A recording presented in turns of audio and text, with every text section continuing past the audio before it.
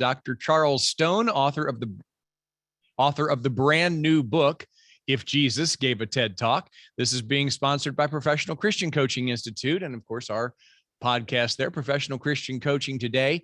Kim Avery is my co-host here, and she's going to introduce Charles to you in just a moment. But for those of you who are tuning in, we want to clarify that this masterclass and this topic were selected specifically for the Christian coaching audience. That is primarily, obviously, who we speak to through the podcast, is those who self-identify as Christians who are in the field of professional grade coaching, life coaching, leadership coaching, corporate or organizational coaching, any kind of applications. That is our target audience. And this topic has to do with speaking, which is one of the primary ways that we find many of our coaches wind up getting clientele. Of course, you're out speaking and networking, large organizations, small gatherings, doesn't matter. Generally, when we speak, an audience catches not just the content of the material that we're teaching on, whatever it might be, but they catch our heart. And hopefully, in addition to that, they catch our mindset. They catch a way of being from our sharing of self. So that's what we're looking to aid in presenting this masterclass here with Charles's book. How, if Jesus Gave a TED Talk, is a look at how God, Jesus, built us to take in information and to notice what's important, to retain it, to make it, as they say, sticky, to be something that we can reflect back on years later and still work to apply. So I think this has application for any Christian coach, whether they're doing lots of large speaking opportunities or very small interactions with people. A lot to be gathered. With that, I'm going to pass it to Kim, who will introduce Charles. Thank you, Chris. We are blessed to have Charles Stone with us today. Charles is a certified coach with the International Coaching Federation, and he has been a pastor for 40 years in the United States and in Canada. He has authored, somehow in his spare time, 7 books, and his writing has appeared over 300 times on leading Christian leadership websites. His passion, as you'll soon discover, is intersecting biblical truth with neuroscience. And indeed, it's that beautiful blend of a pastoral heart and a passion for neuroscience that drew us at the Professional Christian Coaching Institute to ask him to develop our Coaching with the Brain in Mind course, which personally I've taken and loved. So before he shares some golden nuggets from his book, I just wanted to let you know, we do have a chat feature here. You'll see it at the bottom of your screen. Charles may cue you to answer some of his questions, sometimes in the middle of his talk, and Lord willing, there'll be room for Q&A at the end of our time together. So without further ado, Chris and I are going to disappear from your screen and turn it over to Charles. Well, thank you, Kim and Chris. It's good to have everybody here. I'm going to take a moment to share my screen. So let's get this technology working, and hopefully it all works well. And let's get it going here. Let me go back. There we go. Okay. Well, again, welcome to If Jesus Gave a TED Talk, and I hope that this will be a great encouragement to you. So to kind of make it a little more personal, I don't know you guys, and you guys probably don't even know me, but I want to break it down to a little more personal level. This is my family. I'm very proud of them. This is my wife here. That's Cheryl. We've been married almost 42 years. This is Tiffany, our youngest. She's in school now, living with us. There's Sammy, our designer dog, the Morkie. There's my middle child, Joshua. He's a pastor in Cleveland, married to Deborah. More about the grandkids in a minute. Here's Heather. She is a nurse in California, married to Wes. 2 grandkids are here. That's Judah. That's Rebecca. We also have 2 more, Hannah. And we just had a new grandbaby. So if you'll indulge me for just a moment, this is Micah. Weighed over 10 pounds. Now watch this. You got to watch real closely. Here we go. Yes, he sneezed. Isn't that amazing? Now, you can go tell all of your friends that you signed up for this webinar, and the kind of crazy speaker showed a picture of his grandkid sneezing.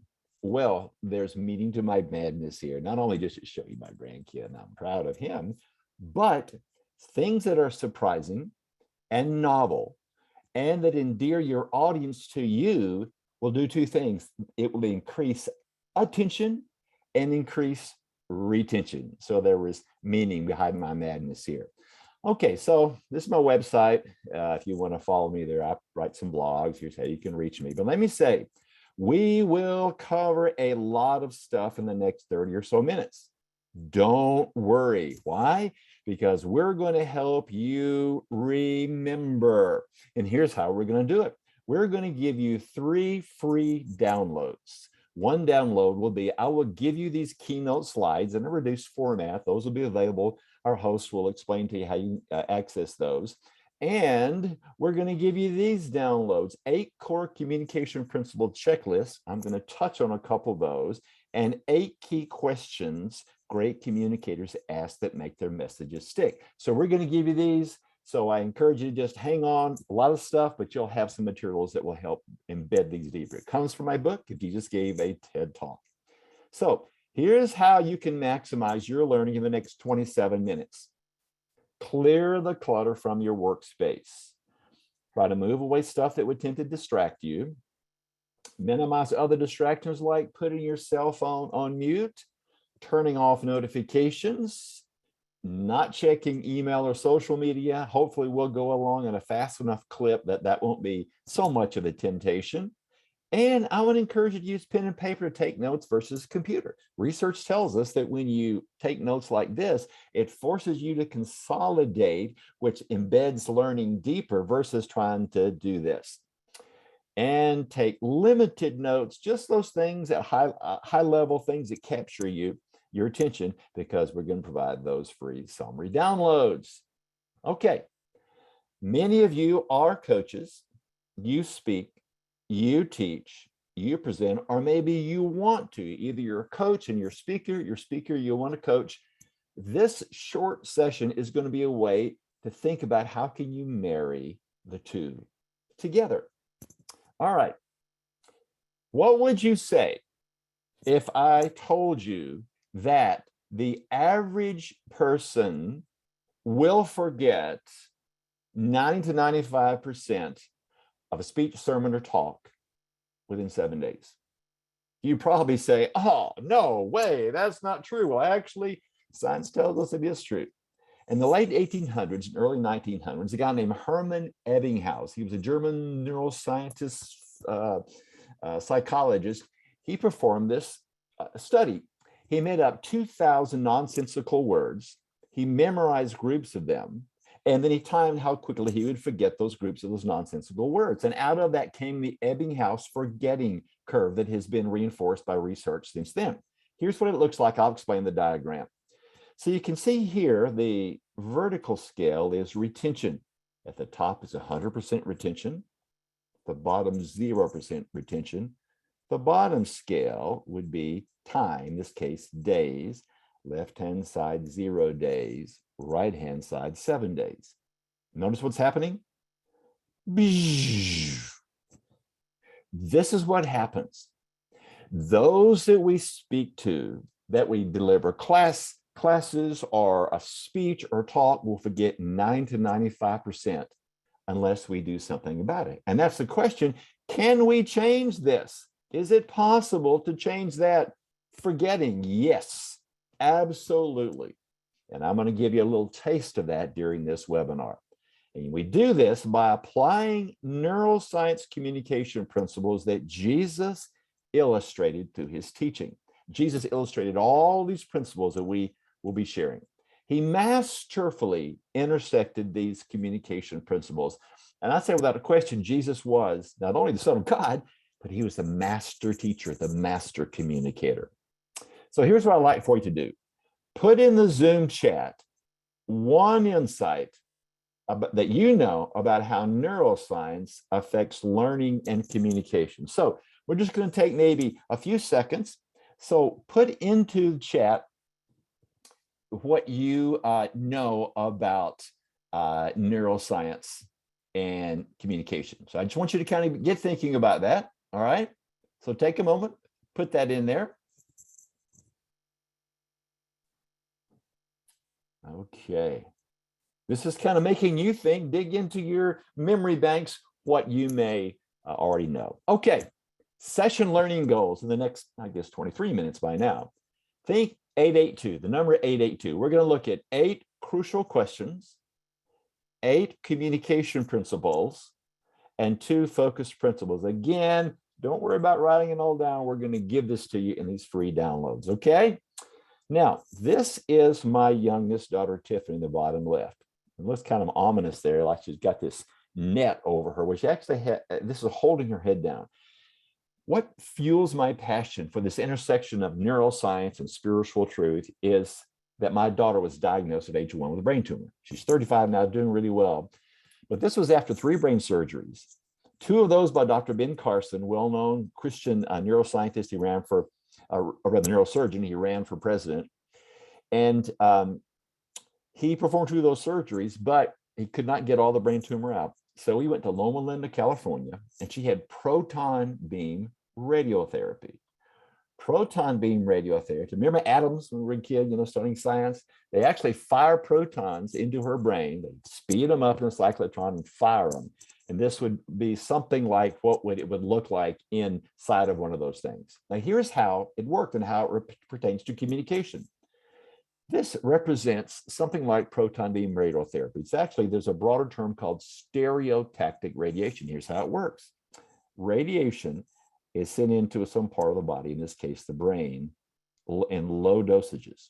Over a period of time, we were there like 7 weeks, and every day she had, they fired these into her brain. And where it intersects, that's its greatest power, so it doesn't damage other parts of the brain.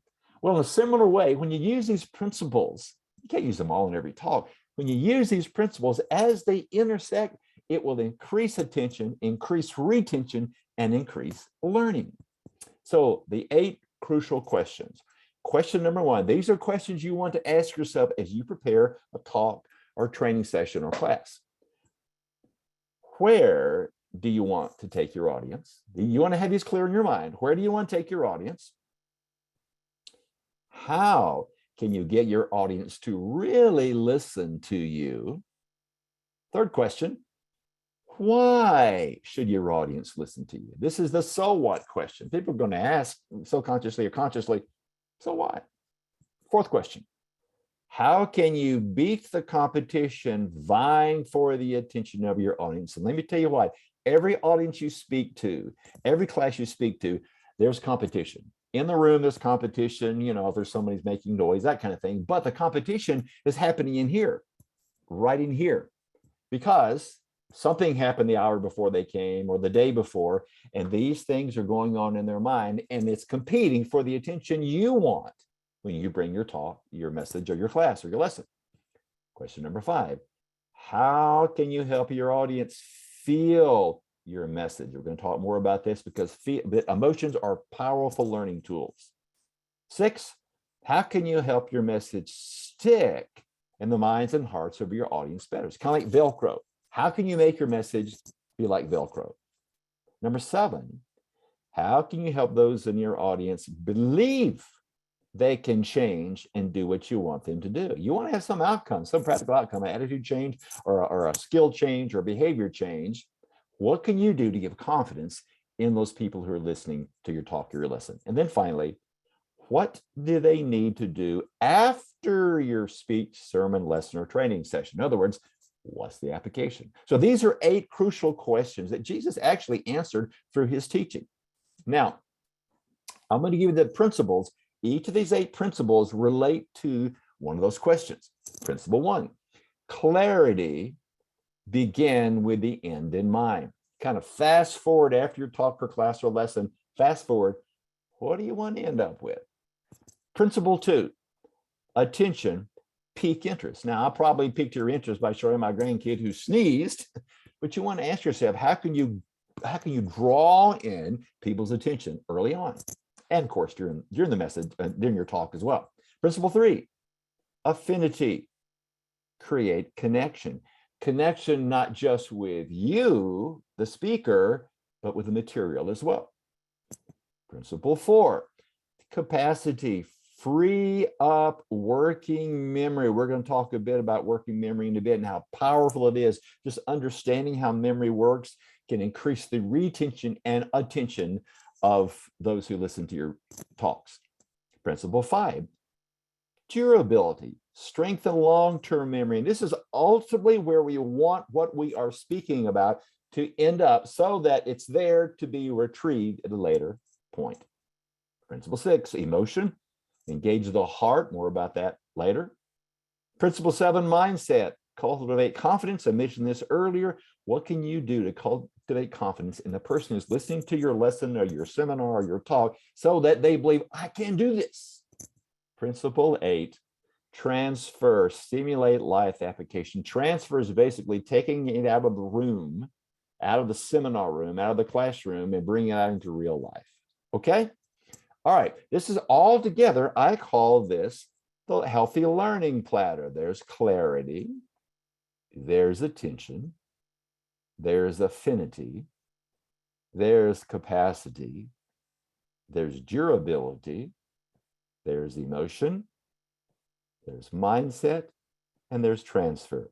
Notice I am repeating. Repetition is a very, very powerful tool for learning.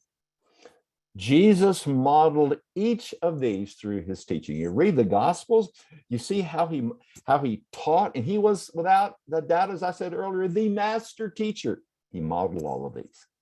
Now, a bit about memory here. There are three kinds of memory. There's sensory memory, and there's what we usually call short-term memory. The actual appropriate term is really working memory, and short-term memory is a subset of that. And there's long-term memory. Sensory memory.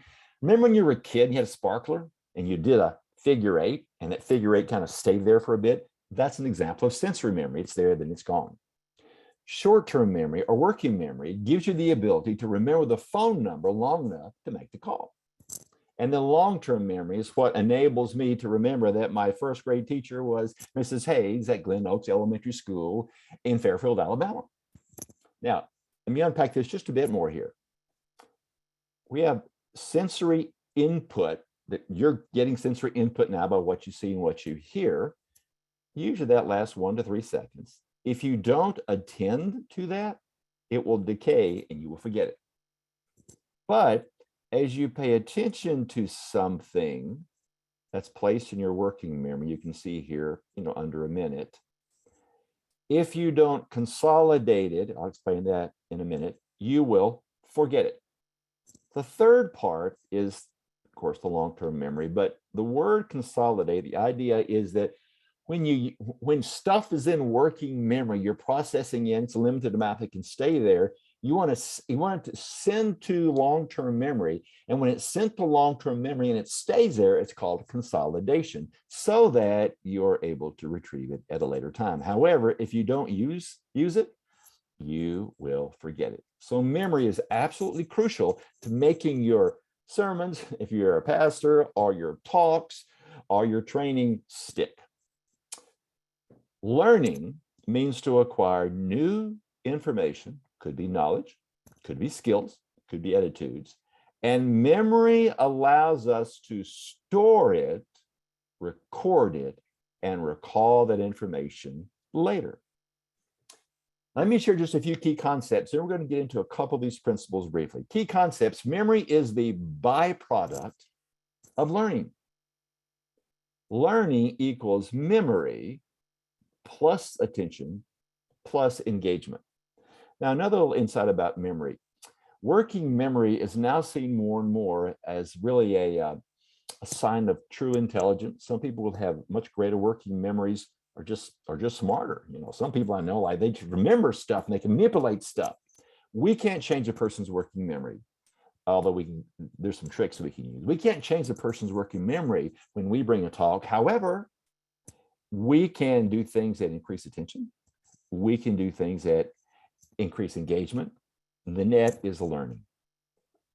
Learning engages the total person, including thinking, feeling, and physically doing. The brain seeks patterns to find meaning. It's always looking for patterns.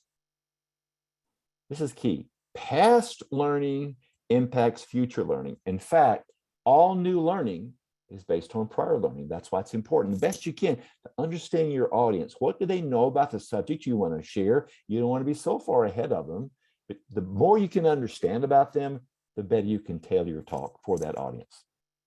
Memory has a limited functional capacity. Remember that little diagram I showed you when I said that there's a limited amount that can be put into short-term memory? More about that later.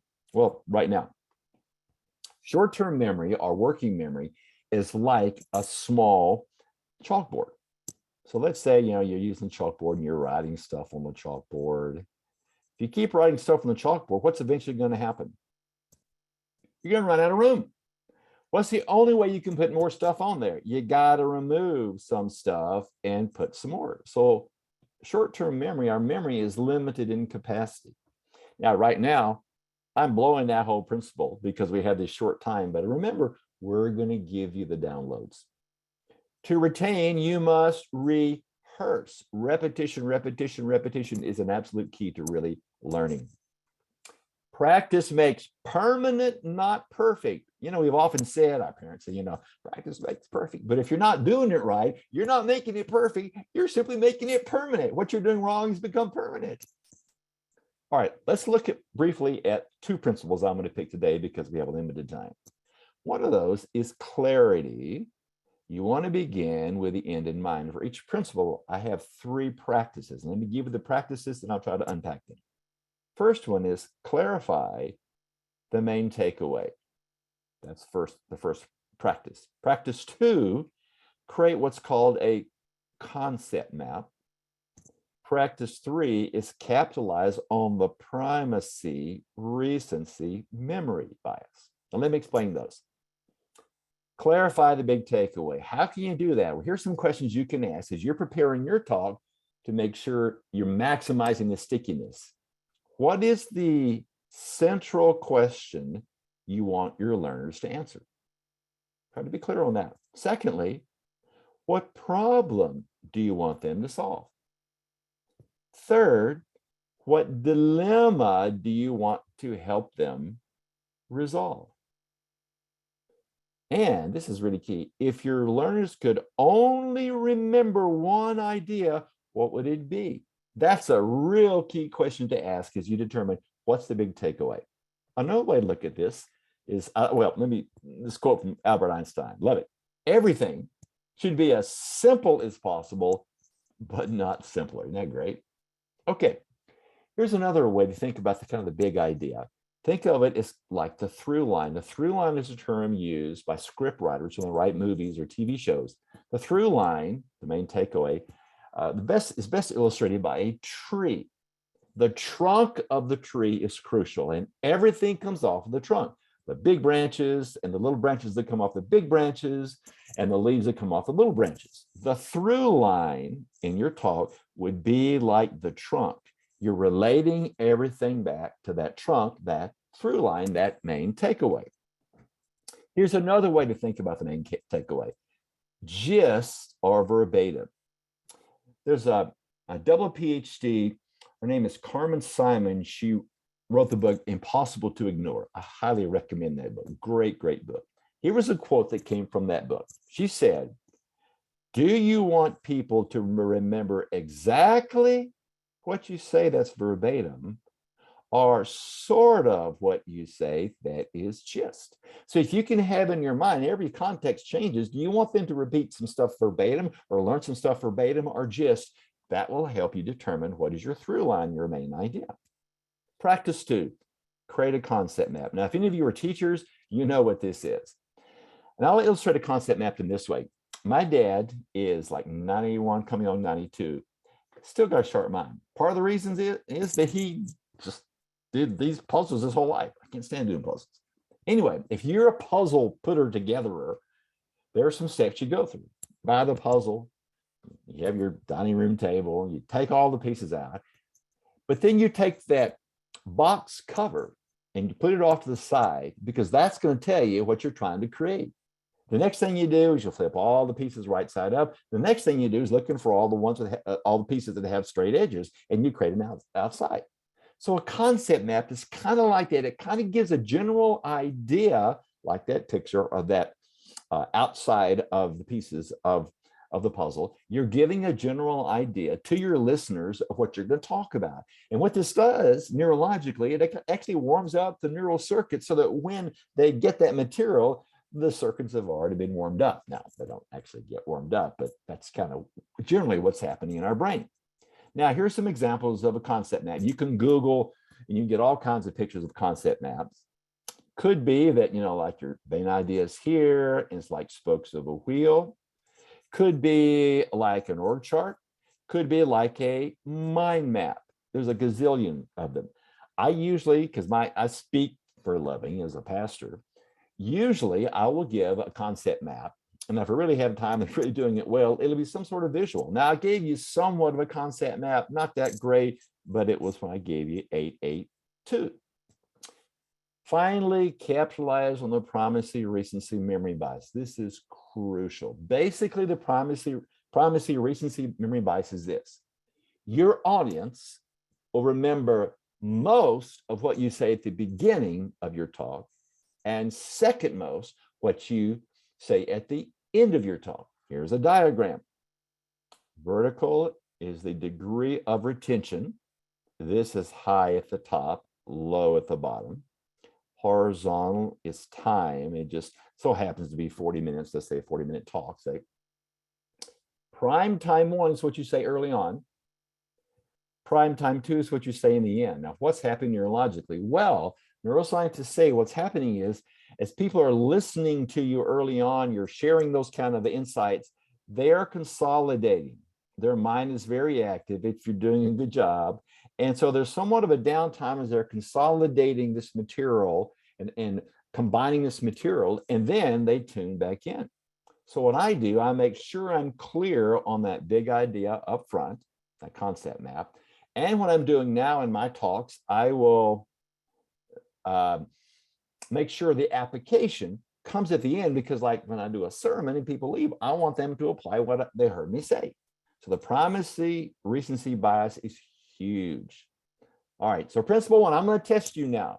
Testing is another way to help people remember what you say. Clarity, begin with the end in mind. So let's see if you can fill in the blanks here. Clarify the main takeaway or big idea or through line. 2, create a concept map. 3, capitalize on the primacy recency memory bias. Okay, now let's go to principle 6, emotion, engage the heart. I'm going to give you the 3 practices and unpack them briefly. Leverage emotional learning.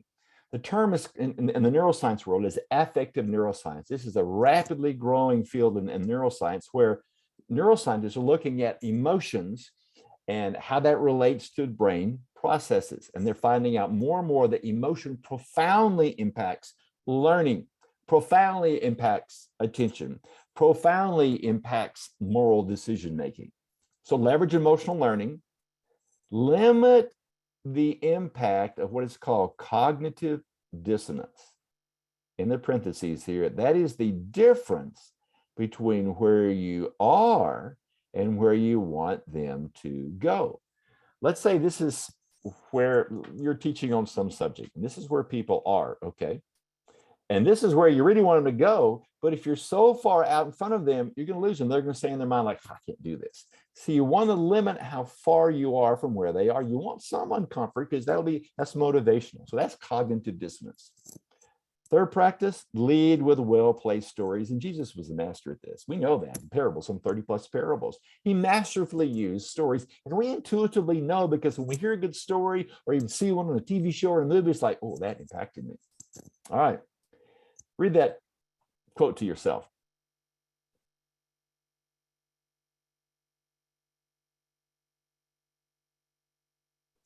This author, Mary Helen and Mordino Yang, if you want to read more deeply about emotion and how that affects so much of our lives, that's a great author to read. Emotion affects these mental processes: perception, attention, learning, memory, reasoning, and problem solving. So practice 1, leverage emotional learning. Read that quote to yourself.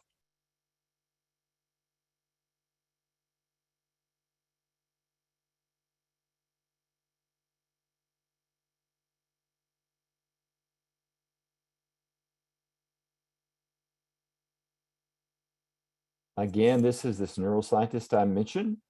Notice what she said, that if you don't use emotion in your communication, and if it's not connected to how people can really use it, it's not going to stick.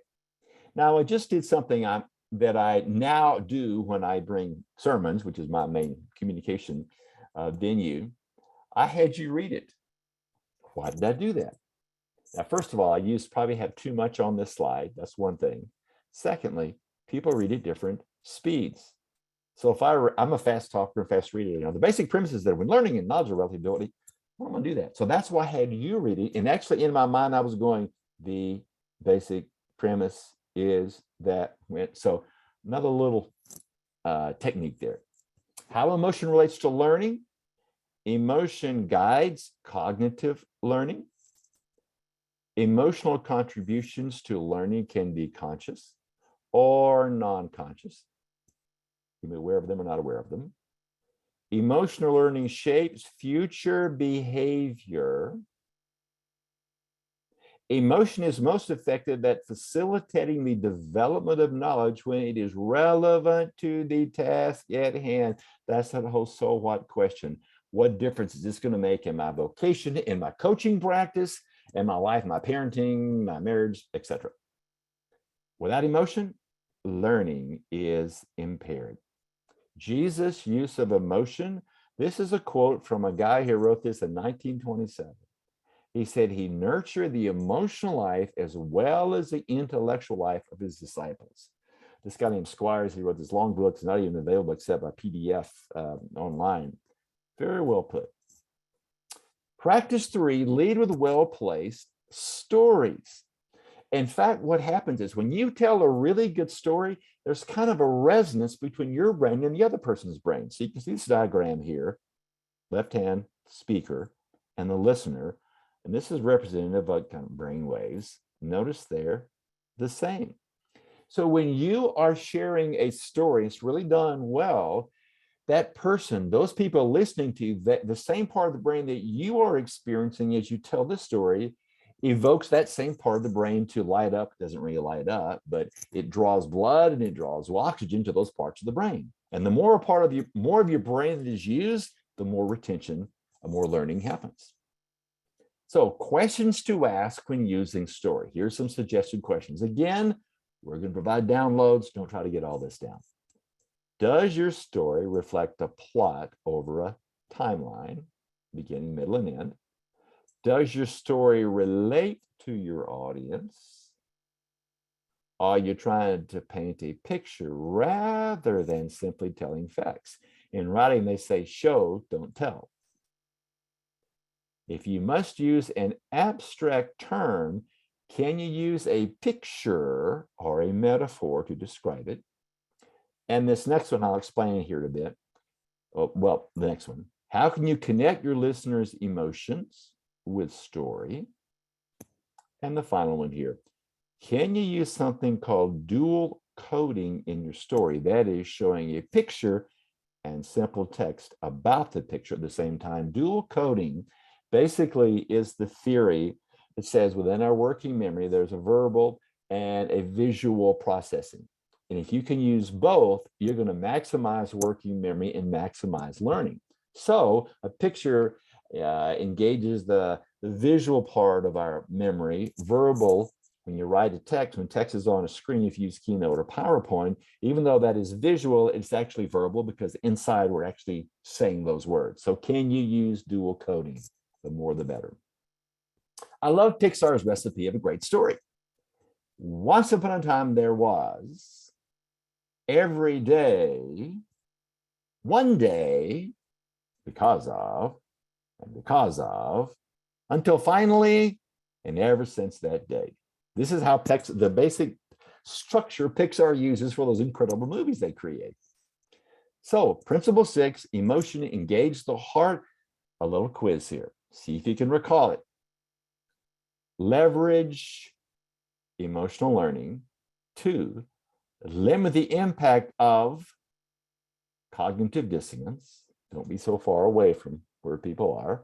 Lead with well-placed stories. Okay. I have an assignment for you right now. What is one new insight about speaking and the brain that you learned today? Put that in the chat. So I'm going to stop screen share here.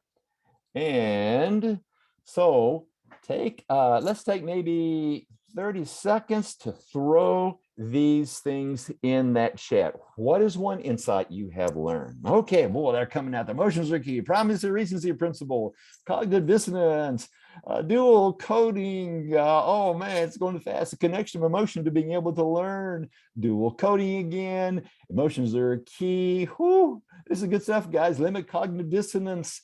Oh man, this is going fast. Not too big of a gap between where they are, where they need to be. Pixar's tricks. Oh man, this is good stuff. I can't read that fast. Well, guys, that's the end of my part. Keep those things coming, because as you actually in your brain, you are thinking about these, you're generating insight, and as you put it down, it drives it deeper. Thanks for being part of it. Fantastic. Yeah, fantastic, Charles. Thank you so much. And gang, hang on here, because actually we get an opportunity now to take questions from you. So you can utilize that chat feature. I noticed there was a question in there, just wanting to be sure that the distinction between emotions or feelings for you, are you making a distinction between those two, or are they synonymous? Well, in general, there is a distinction. An emotion is a physiological thing, and a feeling is when we're actually aware of that. So there is somewhat of a distinction in the literature that they make. Good, good, good. Okay, so questions. We are opening the floor now for you. We're only staying on till a quarter till. So just, what is that, 6-7 minutes? But if you have questions from what you have heard, go ahead and fire those out here.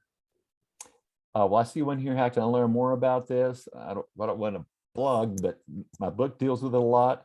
Also, Sure does. Yang. Yang is a great author. I bring some other books. You can just Google. There's more and more great neuroscience coming out. What is your favorite way to acknowledge your emotions and shift your mind? Well, one of the things that neuroscientists and psychologists have found, that when we have difficult emotions, that simply naming them, it's called affect labeling. Simply naming them takes some of the sting out of them. How do you know where your audience is, so you can limit it? That's a great question. How do you know where your audience is so you can limit the cognitive dissonance? Now, a teacher who's with the kids all day, you do little quizzes and those kind of things. So when you come into an audience that knows nothing, well, you know nothing about them, it makes it more difficult. So you have to kind of temper it. However, you can, if you have access to those who are going to be in your audience, let's say you have a group of 25 and you're going to teach them on coaching. You can put together 4 or 5 questions and ask them to send those answers to you, and that will give you a sense. Let's see. Charles, somebody here has asked, are you offering a class at PCCI on this? Yes, very definitely. He teaches an outstanding course here, teaches it all himself. It's called Coaching with the Brain in Mind, and it's coming back around this fall. So we already have people registered for that. We'll give you a little more information in a moment here. Somebody has asked, can I trouble you to please expound a bit on the difference between concept and through line? Concept, well, through line is basically what you might call the big idea. Now, I'm not sure if concept means concept map. A concept map would be, let's say, if your main idea, I'm trying to think of, I'm in Ephesians right now. I'll just make one up. God is love is your main through line, and God is love because he sent Jesus, he sent the Holy Spirit, he is present with you. So the main through line is God is love, but your concept map would be coming off of that main idea. I just made those up. It's not really a good illustration, but I think that maybe would answer that question. I think that was exactly what they were asking. Yeah, the concept map contrasted there. Some are asking for the title again of the book, or can you put book information? Yes, we'll be giving that at the end here in just a moment. The book is called If Jesus Gave a TED Talk. Yeah. Also, Charles, there's a question. What is the length of time a listener can best stay engaged? Yes. Well, there's something called neuromyths. And neuromyths was, man, you can't keep a person's attention like more than 30 minutes. Wrong. All of us have experienced people who are so captivating, like, that was 50 minutes. Oh my. Now those are particularly gifted people. There is, though, that illustration of like your brain can only stand so much what your rear end can stand. So my practice is 30 to 35 minutes. I'm kind of I call myself a B+ speaker. So I can probably keep a person's attention 30 to 35 minutes with a good environment. So I think that's wise to kind of keep that general time frame. Now, if you're in a seminar, it's over several hours, you definitely want to break it up. You don't want to go long unless you're one of these great speakers. I wouldn't go an hour per session or for a session. I can't. I entirely agree with that. Actually, I think any of us have trouble even just listening to the same voice. Even if it's a very effective communicator, the same voice begins to drone on in our mind. We change that. It's one of the primary reasons that when I relaunched our podcast 6.5 years ago, Kim and I had a conversation. I said, this will be worlds better by having two of us. Now, I happen to love Kim and all of her material, so it got better because of the content. But just the very fact of having two of us to break up, when you can co-present or when you can stop one way of presenting and switch to something very different, huge impact. Chris, I see a good question. What tools do you use to write on the screen? People ask me that all the time. Very simple.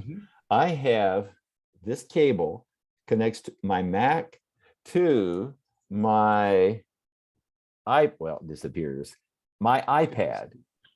In Zoom, you have an option to share screen, which means, and one of them is like cable to iPad.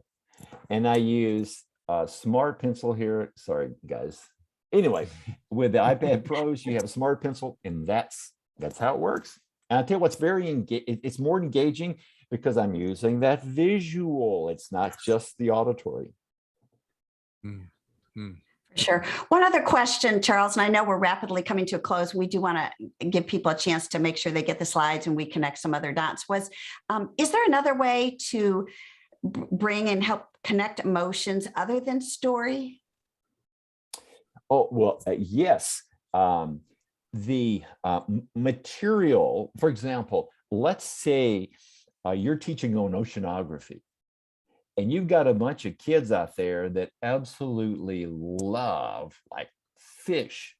You can connect them emotionally by bringing a bunch of goldfish and putting them right there. That's an emotional connection. It's not just tugging at the heartstrings, but that would be an example of connecting them to the material because they already have that interest. And so you actually are tying into some of these neurobiological processes that release things like dopamine, which are feel-good neurotransmitters.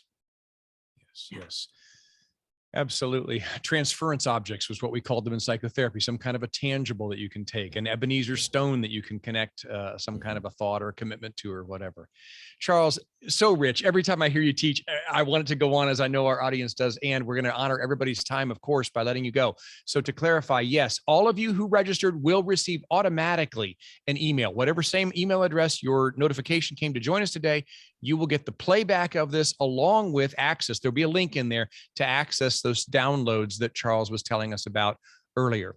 If you're interested in his book, you can buy it actually anywhere bookstores, any place books are sold, but we would chase you to Charles's website. It's at simply charlesstone.com. Can't forget that name, charlesstone.com. Click on books there, and all 7 of his excellent books are there. You can order them. You can actually download some previews of them. Lots of good stuff at charlesstone.com. If you're interested in that course that he teaches here at the Institute, again, that is coming up this fall, and it is called Coaching with the Brain in Mind. And you can find about that and all of our courses at professionalchristiancoaching.com. Professionalchristiancoaching.com. Just click on courses. And then Kim, I think you're going to take us out, right? Yeah. So again, thank you so much, Charles. We really appreciate this. And we noticed early on in coaching that coaching and speaking go well together. Coaches can often grow their businesses by speaking and speaking well. So thank you for the tips. But also, if you're here today because you're a speaker and you thought, oh, I really want to learn these tips, we have learned that speakers often can continue adding value and build deeper relationships with their audience by adding coaching services. Thus, you're a public speaker and people want to connect with you and they say, oh, I can coach you on what I just spoke about. So the two go well in hand together. And so if you're interested in that, we would also point you to our Essentials of Life coaching class. We have another one starting March 15th, where you could train in the art and science of professional grade Coaching. And you can also find that at our website, professionalchristiancoaching.com. And from all of us here at the Professional Christian Coaching Institute, thank you for sharing an hour of your life with us today. We greatly appreciate you. Bye-bye.